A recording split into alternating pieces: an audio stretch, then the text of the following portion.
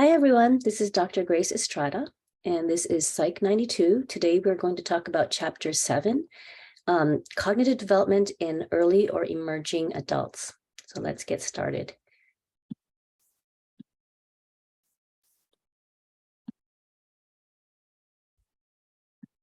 All right, here we go. Our objectives today are to distinguish between formal and post-formal thought, describe dialectical thought, explain the benefits of higher education beyond high school, identify stages in career development, and discuss sexism and how it affects pay, hiring, employment, and education. Now, remember, in adolescence, we talked about formal operations. Now that we are talking about emerging adults or early adults, we have what we call post-formal thought.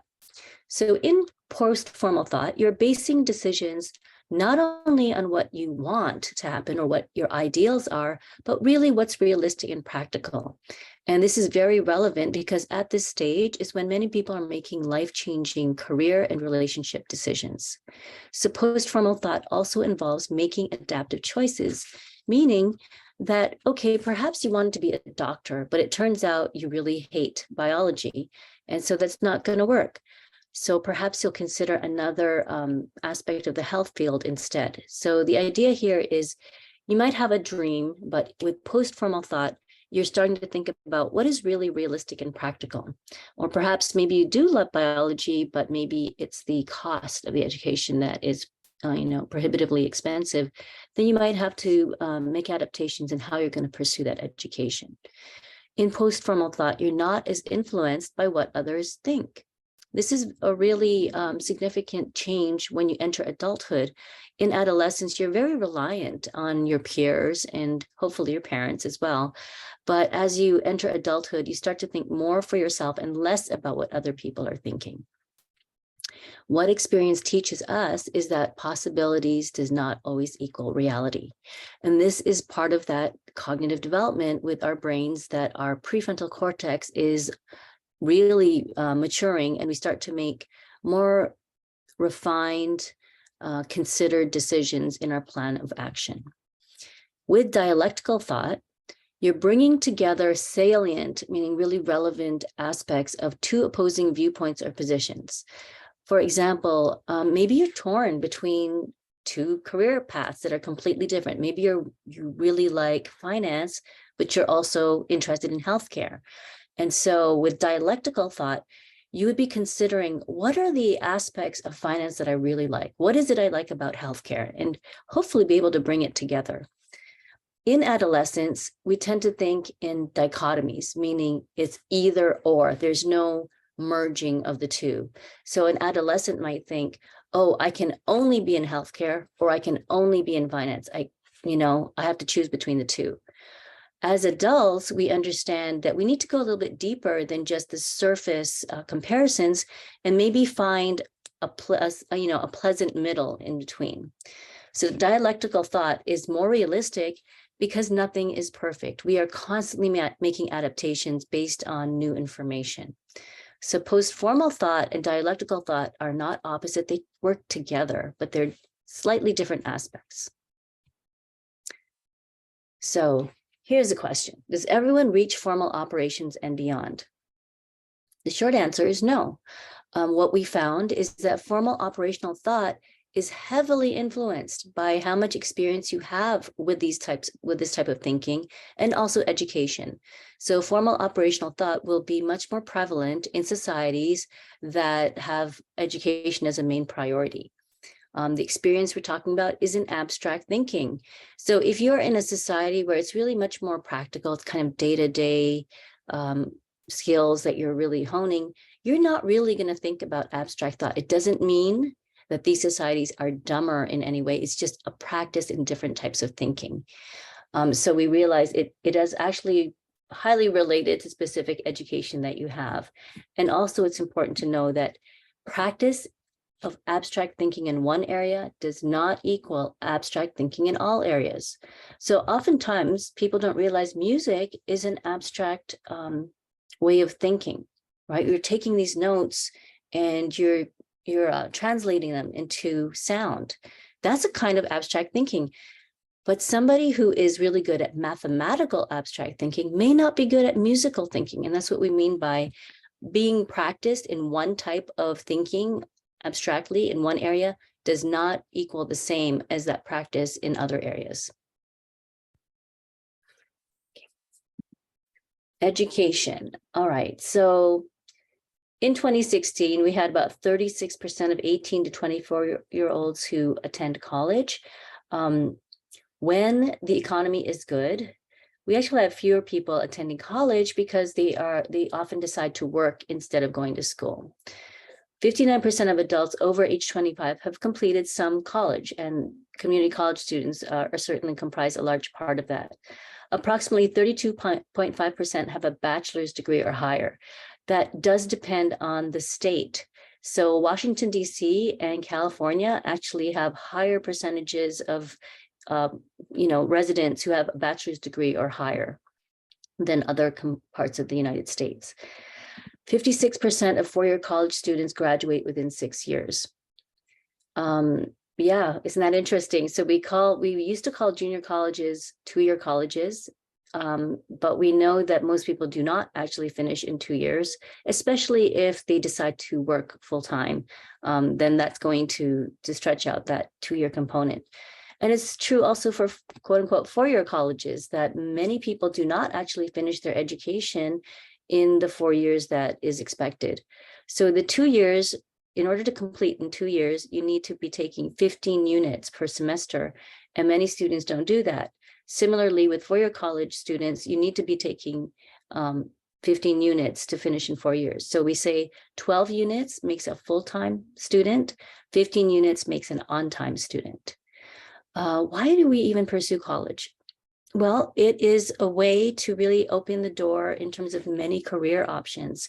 A lot of careers require you to have at least a bachelor's degree, and more, especially here in the Silicon Valley, you're expected to have a graduate degree as well. It's sort of a shortcut, actually. If you think about it, if you were to start from ground zero and just decide, I'm going to learn everything on the job, that's going to take approximately 10 years to actually gain the expertise that you would learn through formal education. So instead of 10 years, if you went to college, you would learn the material in about 4 years. And that's really what it is. College doesn't mean you're smarter. What it means is you can get through a fairly rigorous process. And so people who, either want to employ you can take a look and say, oh, okay, so this person can actually go through this whole process, all the classes they need to take, do well in these classes. And it's sort of that degree is a guarantee from the university or the college that you have these skills and you are actually capable of learning quite well and solve problems and all these components that are important to your employers. So there are a number of reasons. College also conveys some really unique social experiences that you won't get any other time. And so it's something to highly consider for many people. So this is just a graph of, how much you can earn based on your educational attainment. So this number is a little old. I'm going to update it because it's 2015. But as you can see, if you have less than a high school diploma, in 2016, you're making about $493 a week, which is not a lot of money if you think about how much rent costs and how much food and everything. Also, if you look, the unemployment rate for those with less than a high school diploma is much higher than every other category. And so you see there's really a big jump between if you have an associate's degree and a bachelor's degree. That is the biggest jump you're going to see in terms of really helping you earn more and also reducing the chance of you being unemployed. All right, so we have some steps of career development or stages. Stage 1 really begins in childhood. And this is when kids think about what seems glamorous or exciting. I'm very sad to report that recent research indicated that the majority of children, when asked what they want to be, they say they want to be an influencer. And what does that even mean? Maybe 20 years ago, if you ask children, what do you want to be? You would hear things like a firefighter or a police officer or a teacher, maybe an astronaut. And I think it's very disturbing that nowadays kids are thinking about just being famous and not really knowing what that implies. In stage 2, as teenagers, you start to consider abilities and limitations. This is directly tied to that cognitive development. So remember, in childhood, you know, the sky's the limit. Also in early childhood, kids aren't comparing themselves to others. It's in middle to late childhood, they start to realize, oh, you know, my friend is better than me, maybe in reading or in math or in sports. And so that starts to temper the dreams that kids have. As teenagers, start to be much better, that connection between your hippocampus and the prefrontal cortex starts to strengthen. And so you have a greater ability to think about your limitations and what you can do. Stage 3, older teens and emerging adults. Now you're thinking about solid criteria. Okay, I want to be, you know, an astronaut. What do I need to do? What are the requirements? Why do I want to be an astronaut? Wow, it'd be awesome to go into space. Then again, when I come back, I'm going to have some muscle atrophy. So you start to think about what is required to actually pursue that dream you have, why you want to do it, what are the pros, and what are the cons as well. At this stage, people are starting to compare different careers. Okay, maybe I don't want to be an astronaut. Maybe I really enjoy being on the other side of it, and maybe I want to build the actual space shuttle. So at this stage, you're starting to think about different careers in conjunction with your interest, values, and future goals. There's also possibility that at this stage, people fall into the careers. So maybe they just took a volunteer position just to explore things, and they realize, wow, I really love this aspect, and then start to pursue it further. Also, some people falling into careers, that also refers to starting a job that might be like part-time. You're not thinking it's going to go very, very far, but then as your experience develops, you start to move up, and next thing you know, you're here in this industry that you never really considered to be something serious that you were going to pursue. Finally, in stage 4, that's when people are in their mid to late 30s and people start to settle. So in the early 20s, it's really a stage of career exploration. And also, you know, if you think about relationship exploration. And so by the time people are in their mid to late 30s, they start to become more permanent. Think about what career, where do they really want to work, and stop and invest themselves emotionally, intellectually, into this sort of career. If you're in a job where there isn't much opportunity for advancement, it's probably a really good time to maybe get a little more education so that you can get your foot in the door into a career, into a job that will be more long-term. It's interesting to note that many people go through 3 or 4 career changes, not just job changes, but career changes in their lifetime. I can tell you, I went through that. I started off actually in IT, computer information technology. I had a certificate in system administration, and so I was a desktop support actually. Then I shifted into financial advising, which I didn't really like the whole approach of that. And I realized what I enjoyed was working with people, helping people learn. So that's when I decided to pursue my bachelor's degree and my PhD, and here I am. So career changes are very, very common. All right, so what we're noticing in emerging adults is this is really a stage where, especially now, people tend to job hop. And so we have this gig economy where people can take these little side part-time jobs, right? And so that's an opportunity that many people have now.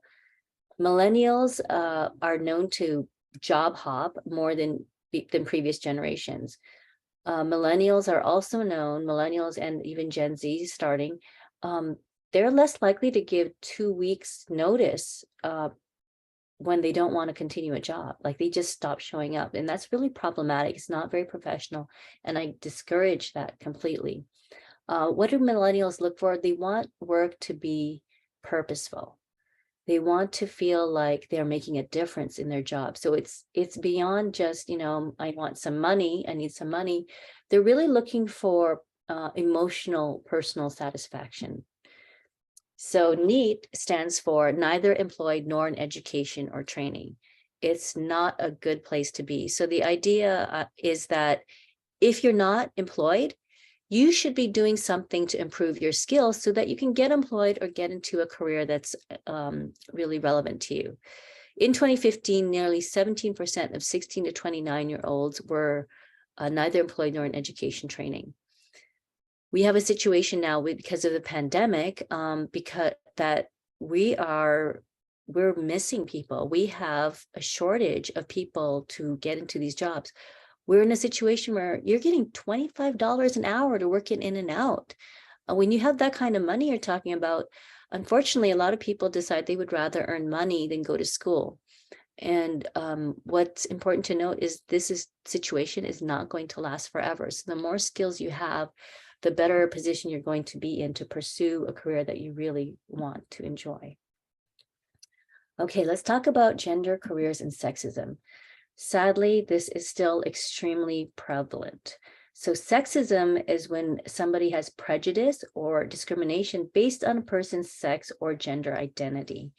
And so this is really heavily influenced by socialization. What is it that we expect from men and women, or female identified and male identified? Experiencing sexism could actually influence somebody's career choice and advancement. A great example of this is computer science. It is a heavily male dominated field, and talking to young girls, oftentimes they're hesitant to actually pursue it because they know it's so male dominant. It can also influence your educational opportunities and views of behavior. So having these kind of predispositions, these expectations of what is acceptable or appropriate for, male identified and female identified, not only influences the students in terms of what they want to pursue, but also the instructors. Who are they calling on in class to demonstrate their knowledge? So it makes a really big difference, and it's important to address. Occupational sexism is when there are discriminatory practices, statements, or actions in a workplace. We still have a pay gap. Women make about 78 cents for every dollar a man earns. Often this is because women are perceived as maybe being less hardworking as men, or being torn between their career and family, and so less likely to get promotions. There are a number of reasons why occupational sexism still exists, and it's important for everyone, male identified and female identified, to be aware of this because it impacts our entire economy in our society. All right, so overall, cognitive development, we talked about post-formal and dialectical thought, effects of education, stages of career development. I also want to mention something called the glass ceiling. The glass ceiling is sort of that invisible barrier for women to move up in a company. And so maybe you might see women as middle managers, but you never see women as upper managers, who might call that a glass ceiling. And somebody who, that first woman who breaks through that, they're shattering that glass ceiling. We have a glass ceiling in politics. We have never had a female president. So Kamala Harris, she shattered the glass ceiling in terms of moving up in politics. She's the first female vice president. We still don't have a female president of the United States. So that's an example of a glass ceiling. A sticky floor is sort of the opposite, but related. So a sticky floor is when people seem to be stuck. That's why it's called a sticky floor, stuck in a certain stage of their career that it's hard for them to move up. Again, this is often tied to this occupational sexism. All right, so if you have any questions, remember, feel free to reach out, or you can post questions in the student Q&A. Hope you have a wonderful day. Take care.